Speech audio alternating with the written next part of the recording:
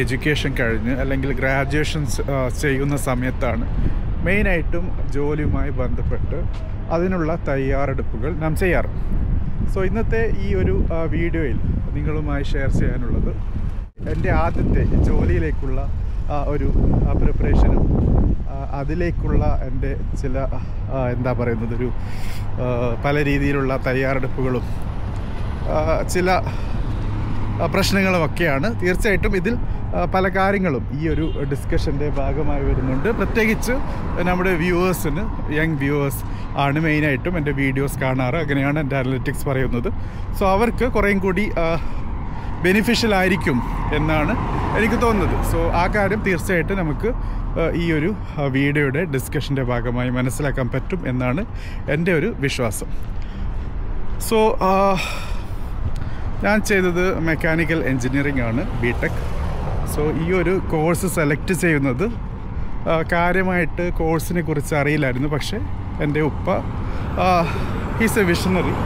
അതോടൊപ്പം അദ്ദേഹത്തിന് നല്ലൊരു പ്ലാനിങ് ഉണ്ടായിരുന്നു. സോ ആ കോഴ്സ് സെലക്ട് ചെയ്തതിന് മുമ്പ് ആ കോഴ്സ് പഠിച്ച അല്ലെങ്കിൽ പഠിക്കുന്ന ആൾക്കാരുമായി ഡിസ്കഷൻ ചെയ്യാനുള്ള ഒരു സാഹചര്യം തീർച്ചയായിട്ടും അദ്ദേഹം സൃഷ്ടിച്ച് തന്നു. സോ അങ്ങനെ 1-2 ആൾക്കാരോട് സംസാരിച്ചപ്പോൾ എനിക്ക് തോന്നിയ ഒരു കാര്യമായിരുന്നു mechanical engineering is going to be a best fit എന്നുള്ളത്. പക്ഷേ എനിക്ക് കോഴ്സിനെ കുറിച്ച് കൂടുതലൊന്നും അറിയില്ല. പക്ഷേ ആ കോഴ്സ് പഠിച്ച ആൾക്കാർ പറഞ്ഞ കാര്യങ്ങൾ വെച്ചിട്ടാണ്. സോ അങ്ങനെ എൻജിനീയറിംഗ് സെലക്ട് ചെയ്തതിന് ശേഷം ജോബിലേക്ക് കയറാനുള്ള പ്രിപ്പറേഷനാണ് 3rd ഇയറിലും 4th ഇയറിലൊക്കെ വരുന്നത്. സോ തീർച്ചയായിട്ടും പ്ലേസ്മെൻറ്റ് സർവീസ് എന്നുള്ളത് മെയിൻ കാര്യം തന്നെയാണ്. സോ ഇന്ന് കാണുന്ന പോലെയല്ല കോളേജുകളിലേക്ക് കമ്പനികൾ വരിക എന്നുള്ളത് അത്ര എളുപ്പമുള്ള കാര്യമല്ല. സോ പലപ്പോഴും ഒരു കോളേജിലേക്ക് കമ്പനി റിക്രൂട്ട്മെൻറ്റിന് വരുമ്പോൾ, ക്യാമ്പസ് റിക്രൂട്ട്മെൻറ്റ് വരുമ്പോൾ അതിന് ചില എലിജിബിലിറ്റി ക്രൈറ്റീരിയ ഫിക്സ് ചെയ്യുകയും അടുത്തുള്ള കോളേജുകളിൽ നിന്ന് കുട്ടികൾ ആ ഒരു റിക്രൂട്ട്മെൻറ്റ് പ്രോസസ്സിലേക്ക് എത്തിച്ചേരാറാണ് പതിവ്. സോ ഇങ്ങനെ മെയിനായിട്ടും ഒരു ഓപ്പർച്യൂണിറ്റി ലഭിച്ചു. മെക്കാനിക്കൽ എൻജിനീയറിംഗ് ആയതുകൊണ്ട് തന്നെ നമ്പർ ഓഫ് കമ്പനീസ് എന്നുള്ളത് വളരെ ലിമിറ്റഡാണ്. കമ്പ്യൂട്ടർ സയൻസ് പോലുള്ള മേഖലയിൽ നമുക്കറിയാം സ്റ്റാർട്ടപ്സ് വളരെ കൂടുതലാണ്. കാരണം ഇനീഷ്യൽ ഇൻവെസ്റ്റ്മെൻറ്റ് എന്നുള്ളത് വളരെ കുറവാണ്. അതോടൊപ്പം സക്സസ് റേറ്റ് എന്നുള്ളത് വളരെ കൂടുതലാണ്. മെക്കാനിക്കൽ എൻജിനീയറിങ്ങിൻ്റെ കാര്യത്തിൽ ഇതൊരു ട്രഡീഷണൽ എൻജിനീയറിംഗ് പ്രോഗ്രാം ആയതുകൊണ്ട് തന്നെ തീർച്ചയായിട്ടും അതിലെ സക്സസ് റേറ്റ് എന്നുള്ളത് വളരെ കുറവാണ്. അതോടൊപ്പം വളരെ എസ്റ്റാബ്ലിഷ്ഡ് ആയിട്ടുള്ള കമ്പനികൾ മാത്രമേ പ്ലേസ്മെൻറ്റ് സർവീസിന് വരാറുള്ളൂ. അതോടൊപ്പം മനസ്സിലാക്കേണ്ടത് ഈ പറയുന്ന കാര്യങ്ങളൊക്കെ നടക്കുന്നത് 2005-2006 കാലയളവിലാണ്. സോ ഇന്ന് കാണുന്ന രീതിയിലുള്ള ഒരു സിറ്റുവേഷനല്ല അന്നുള്ളത്. അതായത് ഒരു ഗ്രേറ്റ് റിസഷൻ 2007-8 റിസഷന് തൊട്ട് മുമ്പുള്ള സിറ്റുവേഷനാണ്. സോ അങ്ങനെ മഹീന്ദ്ര എന്ന ഒരു വമ്പൻ കമ്പനിയാണ് നമ്മുടെ ഇന്ത്യയിലെ ഓട്ടോമൊബൈൽ ഫീൽഡുമായി ബന്ധപ്പെട്ട് കിടക്കുന്ന വലിയൊരു മൾട്ടിനാഷണൽ കോർപ്പറേഷൻ എന്ന് തന്നെ പറയേണ്ടി വരും. സോ ഈ മഹീന്ദ്ര കമ്പനിയിലേക്കുള്ള ഓപ്പർച്യൂണിറ്റിയാണ് എനിക്ക് ലഭിച്ചത്. സോ പ്ലേസ്മെൻറ്റിന് തീർച്ചയായിട്ടും എലിജിബിലിറ്റി ക്രൈറ്റീരിയ വെച്ചു. നമ്മുടെ കോളേജിൽ നിന്ന് എൻ്റെ കൂട്ടുകാരോടൊപ്പം തീർച്ചയായിട്ടും ആ ഒരു പ്ലേസ്മെൻറ്റിന് പോയി. കോഴിക്കോടാണ് കാര്യങ്ങൾ നടക്കുന്നത്. സോ ഇങ്ങനെ പോയി ഏതൊരു പ്ലേസ്മെൻറ്റ് സർവീസിനും ഡയറക്റ്റ് ഇൻ്റർവ്യൂ ആയിരിക്കില്ല, മറിച്ച് ആദ്യം റിട്ടൺ ടെസ്റ്റ് ഉണ്ടാകും. റിട്ടൺ ടെസ്റ്റ് ടെക്നിക്കൽ ഉണ്ടാകും, ആപ്റ്റിറ്റ്യൂഡ് ഉണ്ടാകും. അതോടൊപ്പം നിങ്ങളുടെ ലാംഗ്വേജുമായി ബന്ധപ്പെട്ട് അറിയുന്ന കാര്യങ്ങൾ തീർച്ചയായിട്ടും അതും ചെക്ക് ചെയ്യും. അങ്ങനെ മൾട്ടി ലെയേർഡായിട്ടുള്ള ഫിൽറ്ററിങ് പ്രോസസ്സിന് ശേഷമാണ് അടുത്ത സ്റ്റെപ്പായിട്ടുള്ള ഗ്രൂപ്പ് ഡിസ്കഷൻ വരുന്നത്. സോ ആദ്യം റിട്ടൺ ടെസ്റ്റ്, അതിൽ ഒബ്ജക്റ്റീവ് വരും. മെയിനായിട്ടും ഒബ്ജക്റ്റീവ് ടൈപ്പ്, ഒരു ക്വസ്റ്റ്യൻ 4 ആൻസർ, അതിൽ ബെസ്റ്റ് ഫിറ്റ് സെലക്ട് ചെയ്യുന്ന രീതി. അതിനുശേഷം ഗ്രൂപ്പ് ഡിസ്കഷനിലേക്ക് വന്നു. സോ ഗ്രൂപ്പ് ഡിസ്കഷനിൽ ഒരു ടോപ്പിക്ക് തരും, അതിനെ എഗെയിൻസ്റ്റായിട്ടും സപ്പോർട്ട് ചെയ്തും അല്ലെങ്കിൽ നമ്മുടെ അനാലിസിസ് ആ കാര്യവുമായി ബന്ധപ്പെട്ട് ഒരു ഗ്രൂപ്പ് ഡൈനാമിക്സിൽ എങ്ങനെ സംസാരിക്കുന്നു എന്ന കാര്യമാണ് തീർച്ചയായിട്ടും ആ സമയത്ത് ആ ഗ്രൂപ്പ് ഡിസ്കഷൻ ഇൻവിജിലേറ്റ് ചെയ്യുന്ന ആൾ ചെക്ക് ചെയ്യുന്നത്. സോ കമ്പനിയുടെ റെപ്രസെൻറ്റേറ്റീവ് അവിടെ പ്രസൻ്റ് ആയിരിക്കും. സോ ആദ്യം റിട്ടൺ ടെസ്റ്റ് പാസ്സായവർക്കാണ് ഗ്രൂപ്പ് ഡിസ്കഷനുള്ള ഓപ്പർച്യൂണിറ്റി. അതിനുശേഷം പിറ്റേ ദിവസമാണ് ഇൻ്റർവ്യൂ. സോ അങ്ങനെ റിട്ടൺ ടെസ്റ്റ് പാസ്സായി, നല്ല മാർക്കുണ്ടായിരുന്നു എന്നാണ് എനിക്ക് മനസ്സിലാക്കാൻ പറ്റിയത്. ഗ്രൂപ്പ് ഡിസ്കഷനിലേക്ക് നടന്നു. ഗ്രൂപ്പ് ഡിസ്കഷൻ അവർ ഒരു ഫിൽറ്ററിങ് പ്രോസസ്സായി വെച്ചില്ല. കാരണം ഗ്രൂപ്പ് ഡിസ്കഷന് ശേഷം ഒരു സ്റ്റുഡൻറ്റിനെയും ഒരു കാൻഡിഡേറ്റിനെയും ആ ഒരു പ്രോസസ്സിൽ നിന്ന് പുറത്താക്കിയില്ല. മറിച്ച് എല്ലാവർക്കും രണ്ടാമത്തെ ദിവസം ഇൻ്റർവ്യൂവിനുള്ള ഒരു ഓപ്പർച്യൂണിറ്റി കൊടുത്തു. സോ ഇൻ്റർവ്യൂവിൻ്റെ സമയത്ത് നടന്നത് എനിക്ക് തോന്നുന്നു 2 or 3 സ്പോട്ടിലാണ്, 2nd or 3rd spot ആയിക്കോട്ടെ, ആ ഇൻ്റർവ്യൂവിന് റെപ്രസെൻറ്റ് ചെയ്യാൻ, എൻ്റെ കാര്യങ്ങൾ പ്രസൻറ്റ് ചെയ്യാൻ. സോ ഇതെൻ്റെ ആദ്യത്തെ ജോബ് ഇൻ്റർവ്യൂ ആയിരുന്നു. എനിക്ക് തോന്നുന്നത് ഫൈനൽ ഇയർ ആയിരുന്നു എന്ന് തോന്നുന്നു. 7th സെമസ്റ്റർ ആയിരുന്നു മെക്കാനിക്കൽ എഞ്ചിനീയറിങ്ങിൻ്റെ. സോ ഇൻ്റർവ്യൂവിനെ ആദ്യമായിട്ട് നേരിടുന്ന കാര്യമായിട്ട് കാര്യങ്ങളെക്കുറിച്ചൊന്നും അറിയില്ല. സോ ഇൻ്റർവ്യൂ പാനൽ പല ചോദ്യങ്ങളും ചോദിച്ചു. അപ്പോഴാണ് ഞാൻ ശ്രദ്ധിക്കുന്നത് എനിക്ക് ടെക്നിക്കൽ നോളജ് എന്നുള്ളത് ഒരു അത്യാവശ്യം ഡീസൻ്റായി ഉണ്ടായിരുന്നു. കാരണം ക്ലാസ് റൂമിൽ എൻ്റെ ഒരു സിറ്റുവേഷൻ എന്നുള്ളത് ആദ്യത്തെ സീറ്റായിരുന്നു. സോ ഇവിടെ ചെറിയൊരു കാര്യം കൂടി പരാമർശിക്കാം. ഒരു ക്ലാസ് റൂമിൽ നമുക്ക് നമ്പർ ഓഫ് ബെഞ്ചസ് വെച്ച് ഒരു 6 ബെഞ്ചാണ് ഒരു ക്ലാസ് റൂമിൽ 6 റോ ആയിട്ടാണ് ഇരിക്കുന്നതെങ്കിൽ ആദ്യത്തെ 2 ബെഞ്ചുകൾ എന്നുള്ളത് മെയിനായിട്ടും പഠിപ്പിസ്റ്റുകളും ഭുജികളും ഇരിക്കുന്ന സ്ഥലങ്ങളാണ്. അവസാനത്തെ 2 ബെഞ്ച് എന്നുള്ളത് വളരെ ക്രിയേറ്റീവായിട്ടുള്ള ബാക്ക് ബെഞ്ചേഴ്സാണ്. അവർക്ക് സിസ്റ്റവുമായി വളരെ കൂടുതലൊന്നും അടുക്കാൻ താല്പര്യം ഉണ്ടാവില്ല. നടുക്കുള്ള 2 ബെഞ്ച് എന്നുള്ളത് മെയിനായിട്ടും ഇതിൻ്റെ ഇടയ്ക്കുള്ളൊരു പാലമാണ്. സോ അങ്ങനെയുള്ള സ്റ്റുഡൻസാണ് അവിടെ ഇരിക്കാറ്. അവർ ആദ്യത്തെ 2 ബെഞ്ചുകാരെയും അവസാനത്തെ 2 ബെഞ്ചുകാരെയും പിൻപറ്റുന്ന വളരെ ഫ്ലെക്സിബിളായ ആൾക്കാരാണ്. സോ അങ്ങനെ നോക്കുമ്പോൾ എൻ്റെ സീറ്റ് ആദ്യമാണ്. സോ എനിക്ക് സിസ്റ്റത്തോട് വളരെ കൂടുതൽ യോജിച്ച് പോകാനുള്ള സാധ്യത അല്ലെങ്കിൽ താല്പര്യമുണ്ടായത് കൊണ്ടോ എന്നറിയില്ല. സോ അങ്ങനെ ഉള്ള ഒരു ബാക്ക്ഗ്രൗണ്ടാണ് എൻ്റെ എഡ്യൂക്കേഷനുമായി ബന്ധപ്പെട്ടുണ്ടായിരുന്നത്. സോ ടെക്സ്റ്റ് ബുക്ക് നോളജ് എന്നുള്ളത് വളരെ കൂടുതൽ അറിയാൻ താല്പര്യപ്പെട്ടൊരു മനുഷ്യരായിരുന്നു. സോ ഇൻ്റർവ്യൂ സമയത്ത് ഇവർ ചോദിക്കുന്ന ചോദ്യം എന്നുള്ളത് വളരെ ടെക്നിക്കലായിട്ടുള്ള ചോദ്യങ്ങളാണ്. പക്ഷേ പ്രശ്നം എന്ന് വെച്ചാൽ ഞാൻ പഠിച്ചത് കേരള സ്റ്റേറ്റ് സിലബസ് ആയിരുന്നു, മലയാളം മീഡിയമായിരുന്നു. എനിക്ക് ഇംഗ്ലീഷിൽ ചോദിച്ച ചോദ്യങ്ങൾക്ക് ഉത്തരം പറയാനുള്ള ഒരു ഫ്ലോ കിട്ടിയില്ല. കാരണം ആ രീതിയിലുള്ള ഒരു എഡ്യൂക്കേഷൻ പാറ്റേൺ അല്ലായിരുന്നു ഞാൻ ഫോളോ ചെയ്തിരുന്നത്.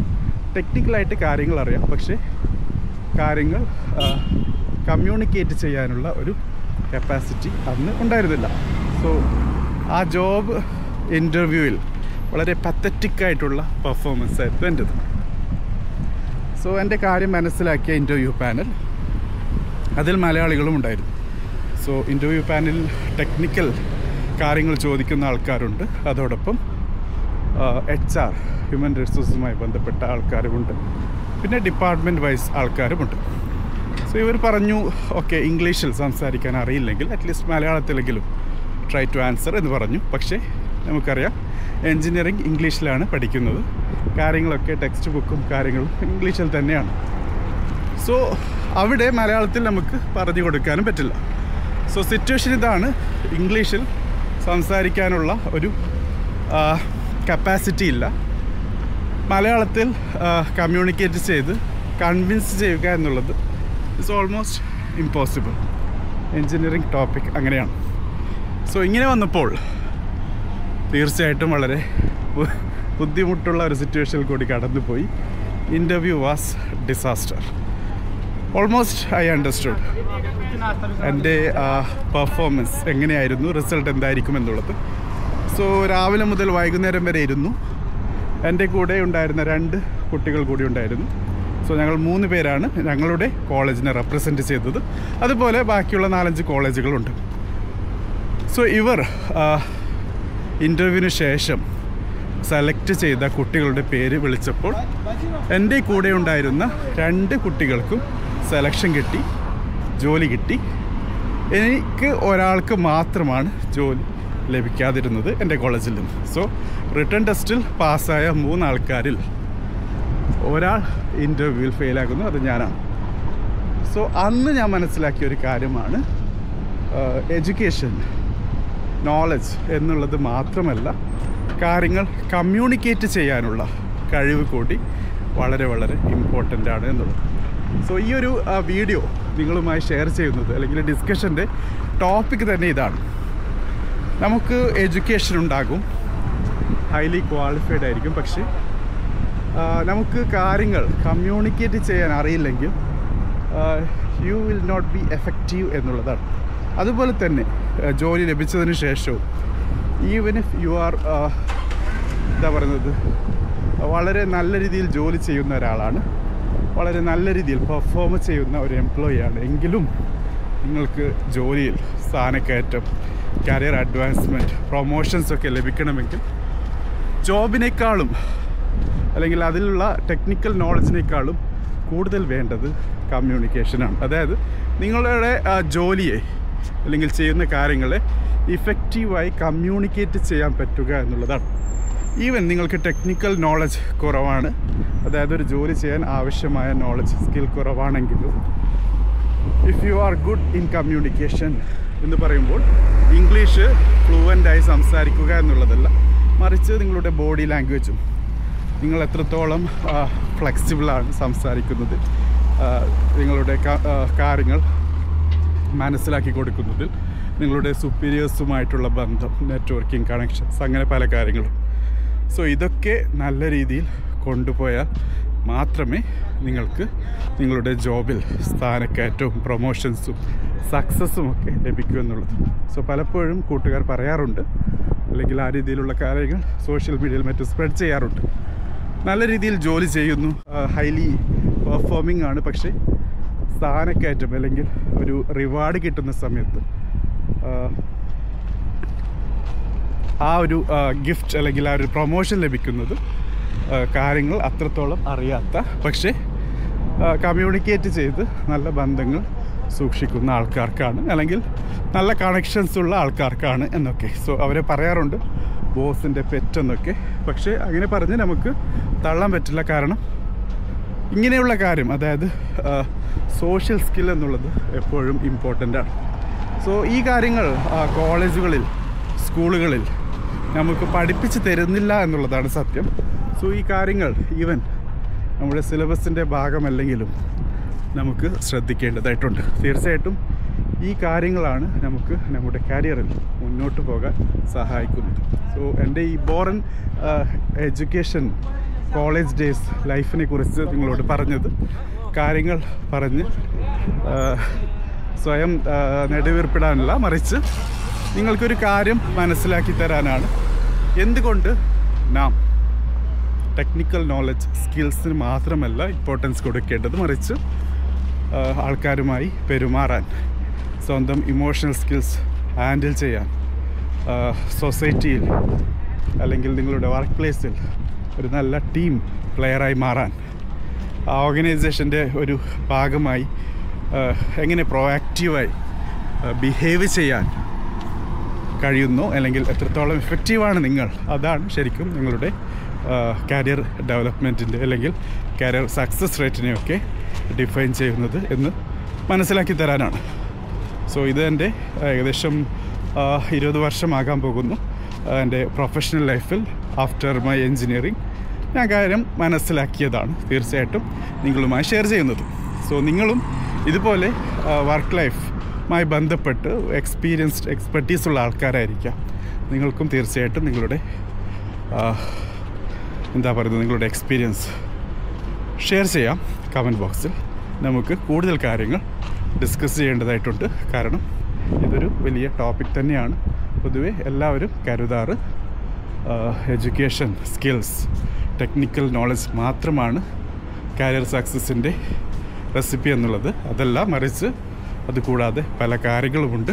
മെയിനായിട്ടും ഹ്യൂമൻ ബോണ്ടിങ്ങുമായി ബന്ധപ്പെട്ട്, എസ്പെഷ്യലി ആർട്ടിഫിഷ്യൽ ഇൻ്റലിജൻസിന് ഏകദേശം എല്ലാ കാര്യങ്ങളും റീപ്ലേസ് ചെയ്യാൻ പറ്റും, ടെക്നിക്കൽ നോളജ് പ്രത്യേകിച്ച്. പക്ഷേ it cannot and it can never replace a human being. Thank you for watching.